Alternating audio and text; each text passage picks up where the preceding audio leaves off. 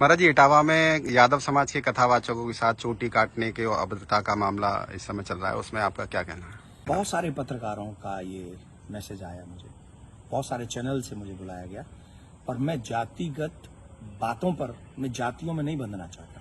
मैं सनातन कार्य के लिए कार्य कर रहा हूं, मैं सभी सनातनियों को जोड़ना चाहता हूं।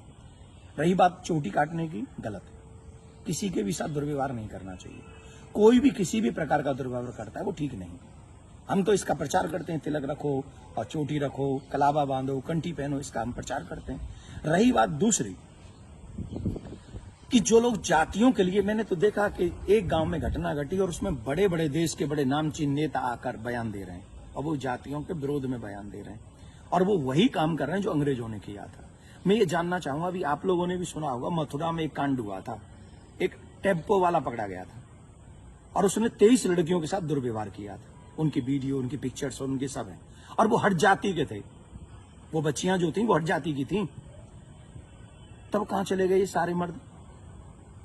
क्या एक पुरुष का मान सम्मान स्त्री के मान सम्मान से ज्यादा है?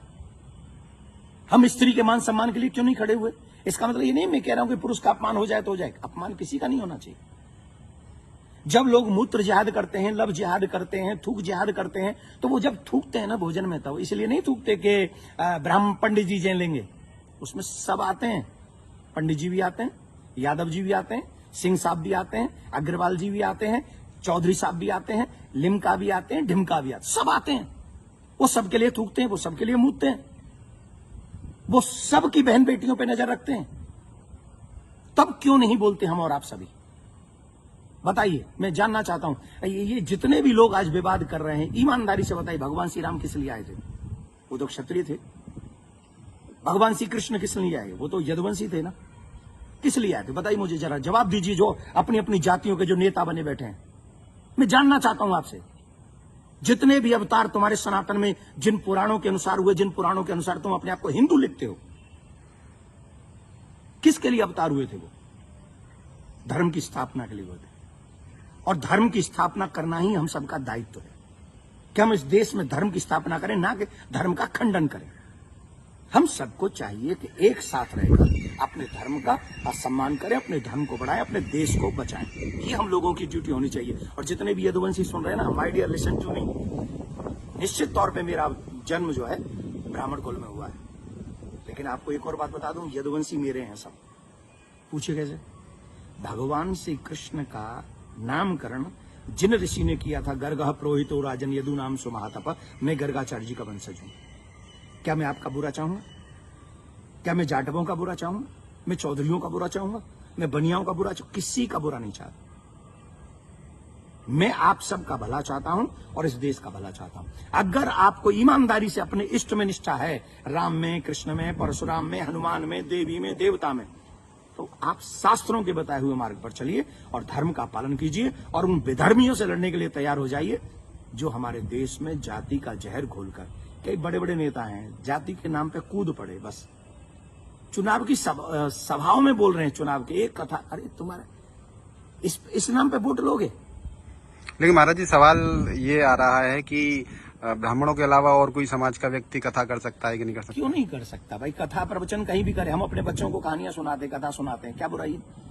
हर एक जाति के व्यक्ति, मम्मी पापा, दादी दादा, नानी नाना तो अपनी ही जाति के होंगे ना, कहानी सुनाए, कथा सुनाए, कोई बुराई नहीं है। लेकिन व्यासपीठ पर बैठ के सप्ताह करना, देखिए उसकी विधा, हम शास्त्रों की बात करेंगे, यहां मैं अपनी बात नहीं करूंगा। मैं ब्राह्मण कुल में मेरा जन्म हुआ है, लेकिन कितने ऐसे कार्य हैं जो मैं खुद नहीं करता। जैसे यज्ञ कराना मैं नहीं करता, क्योंकि उसमें मेरी नॉलेज नहीं है। वो विवाह कराना, वो मैं कार्य नहीं करता। अंतिम संस्कार में भी जो 16 संस्कारों में से एक है, मैं वो नहीं करता। जो चीज मेरे हाथ में नहीं है वो मैं नहीं कर सकता, और जो मेरे हाथ में है वो मैं कर सकता हूं। जब हम भागवत करते हैं, एक अनुष्ठान करते हैं, अनुष्ठान को अनुष्ठान रहने दीजिए। सत्संग, प्रवचन, रामायण इत्यादि हम सब करें, कौन रोकने वाला है? और कितने ऐसे लोग हैं जो ब्राह्मण नहीं है, वो भी कथा कर रहे हैं। हमारे यहाँ तो मुस्लिम भी राम कथा करके गए हैं और हमने उनको स्वीकार किया। रसखान को हमने स्वीकार किया है, रसखान के पद हम लोग गाते हैं। तो इसमें जाति के चक्कर मत पड़िए, जाति बंधन मत फैलाइए। मैं हाथ जोड़ के प्रार्थना करता हूं, आइए हम सब एक हों, सनातन, देश और धर्म और आने वाली पीढ़ी को बचाएं। यही हमारा दायित्व है। जय श्री राम। लेकिन महाराज जी एक सवाल और कि उनपे आरोप लग रहा है कि छेड़छाड़ की उस घटना में शामिल पाई गई। देखिए, न तो ये काम देवकी नंदन का है और न काम ये अखिलेश जी का और तेज प्रताप जी का है। जो चीजें हुई हैं, अब कह रहे हैं कि 2 आधार कार्ड मिले हैं, कोई कह रहा है उनको छेड़खानी हुई है, कोई कह रहा है उनकी चोटी काटी, उनका अपमान किया गया। तो इसके लिए संविधान है, इसके लिए प्रशासन है, हमें बांटना नहीं है। प्रशासन अपना काम करे, जहां जो जिसकी गलती हो उसे सजा दे। पंडित जी की गलती है तो पंडित जी को सजा दे, यादव जी की गलती है तो यादव जी को सजा दे। लेकिन जो बड़े बड़े लोग हैं, जो बड़े बड़े पदों पर बैठे हैं, उन लोगों को जातिवाद फैलाकर समाज को लड़ाना नहीं चाहिए। ये अच्छी बात नहीं है। धन्यवाद।